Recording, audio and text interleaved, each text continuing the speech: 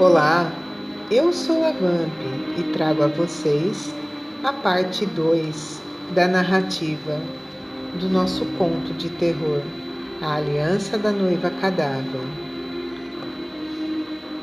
Pedro já estava convocando a turma para o espetáculo. Então, 10 para meia-noite, 5 colegas, Pedro entre eles, esperavam Antônio na porta do cemitério. O menino não se atrasou. Afinal, agora não podia voltar atrás. Além de mentiroso, ia ser chamado de covarde. Passou pelo grupo com um olhar superior e mergulhou na escuridão, morto de medo. Por sorte ou azar, a lua estava quase cheia. Não estava tão escuro como da outra vez. Era melhor para enxergar o caminho e chegar mais rapidamente à sepultura da noiva. Mas, por outro lado, a luz mortiça da lua jogava uma luminosidade sobrenatural em cima dos túmulos e das cruzes brancas. E desta vez, Antônio estava sozinho. Pedro tinha ficado com o grupo esperando por ele no portão do cemitério. De onde estava, ainda podia ouvir ao longe as risadas dos companheiros. No entanto, com o vento e o silêncio da noite, as vozes lhe chegavam distorcidas, como se viessem mesmo de outro mundo. Decidiu ser rápido e não desviar o pensamento de seu objetivo. Caminhou até a sepultura da noiva e logo viu o anel. Seria impossível não vê-lo, embora a luz da lua fosse pálida e a aliança brilhava como se refletisse o sol. Daria para encontrar o lugar guiado apenas pelo clarão. Sem nem pensar direito no que fazia, estendeu a mão e pegou a joia. O problema é que os meninos viram tudo de longe, e a Mariana, uma das meninas do grupo, resolveu fazer uma gracinha. Engrossou a voz e disse: Antônio, me dá o seu dedinho, eu vou pôr aliança nele. Era uma piada, mas com a distância, o silêncio, o vento leve da noite, o som chegou distorcido aos ouvidos de Antônio. Parecia mesmo que a noiva defunta falava com ele. Todo o pavor que tinha controlado até aquele momento eclodiu em uma bomba de adrenalina. Só não berrou porque a garganta estava tão contraída que nenhum som sairia dali. Mas correu como se tivesse 1000 pernas e uma só mão, fechada com força, sob a prova de sua valentia. Chegou ofegante ao portão, olhou para o grupo e estendeu a mão para exibir a comprovação da sua coragem. Mas a mão estava vazia. Na correria, tinha perdido a aliança. No fim das contas, o passeio macabro terminou em risada. Antônio sabia que seria o alvo de chacotas por algum tempo, mas nem se importava tanto assim. Só queria chegar em casa, dormir e esquecer. No começo, não parecia ser tão difícil. Sua mãe já dormia, mas tinha deixado um lanche sobre o fogão. Aos poucos, a sensação do leite morno descendo pela garganta foi reduzindo a velocidade das batidas do seu coração e o sono foi chegando.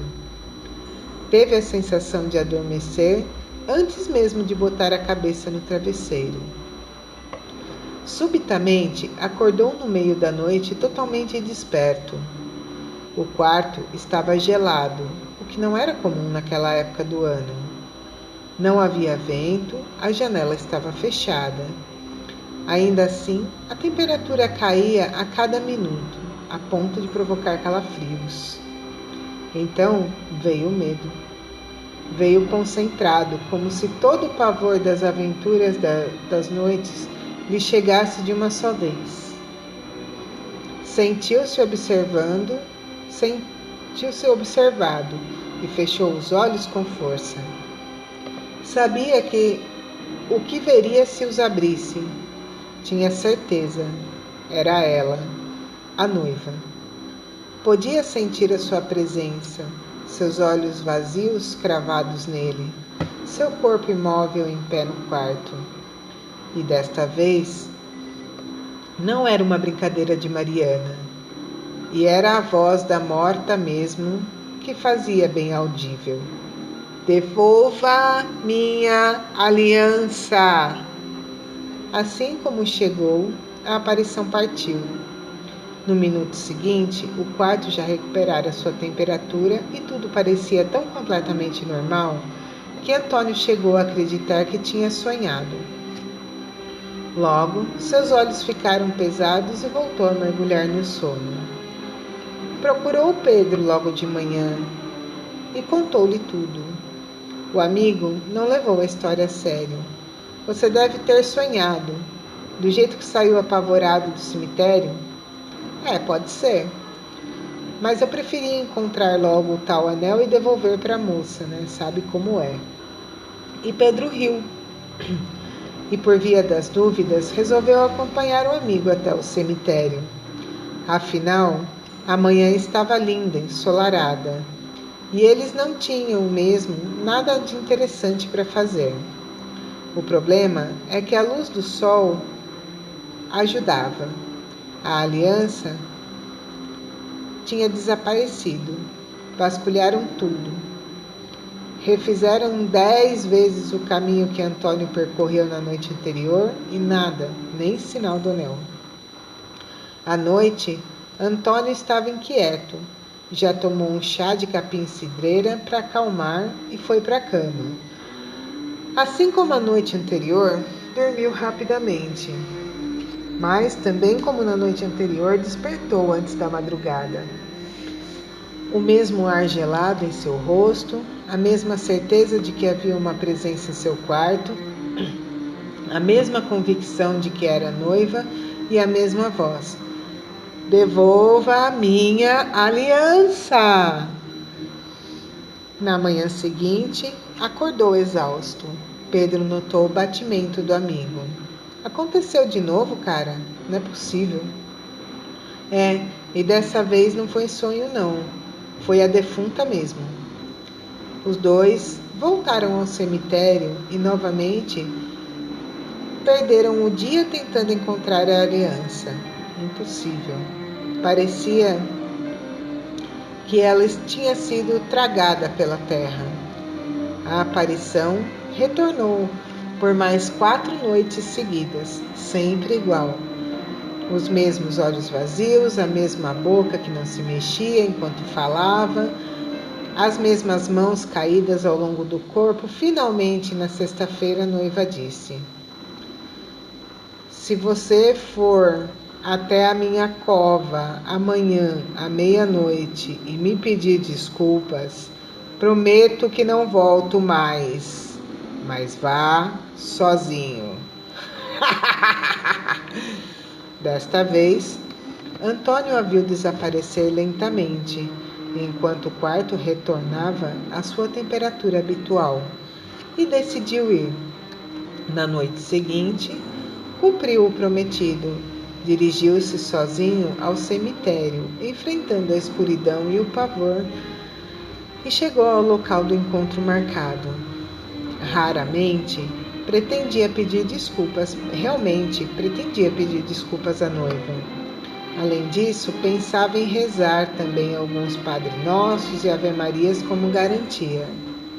Mas, assim que se aproximou da sepultura, sentiu o já conhecido ar gelado na sua espinha.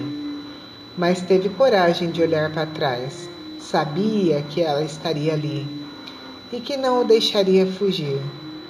Queria rezar, queria pedir desculpas, mas a garganta se apertava de tal modo que não permitia a passagem de som algum. Sufocava de pavor. Queria falar e não podia. Queria gritar e não podia. Queria respirar, mas mal até isso era impossível. Então correu. Correu de olhos fechados para não ver o que sabia que estava ali. Correu tropeçando, enlouquecido, estendendo os braços para frente como se pudesse agarrar uma salvação. Correu sabendo que nunca mais conseguiria dormir. Subitamente sentiu em seu pé que seu pé se prendia a alguma coisa. E no momento seguinte, seu rosto estava mergulhado num monte de terra revolvida.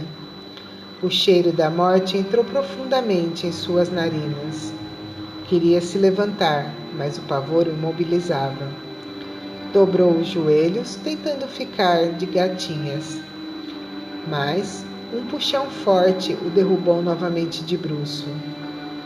Foi então que ouviu um baque surdo e sentiu uma dor terrível no dedo anelar da mão esquerda. Em seguida, percebeu que a criatura tinha partido. Uma paz imensa tomava conta do ambiente. Os mortos dormiam num sono infinito e Antônio já conseguia se mover. Levantou-se devagar e olhou para a mão esquerda. Seu dedo tinha sido decepado. Embrulhou a mão ensanguentada na camisa e foi andando lentamente para casa. Pela primeira vez, em muitos anos, em muitos dias, sentia que dormia sem sobressaltos. Deixou que sua mãe cuidasse do ferimento e lhe desse um copo de leite morno.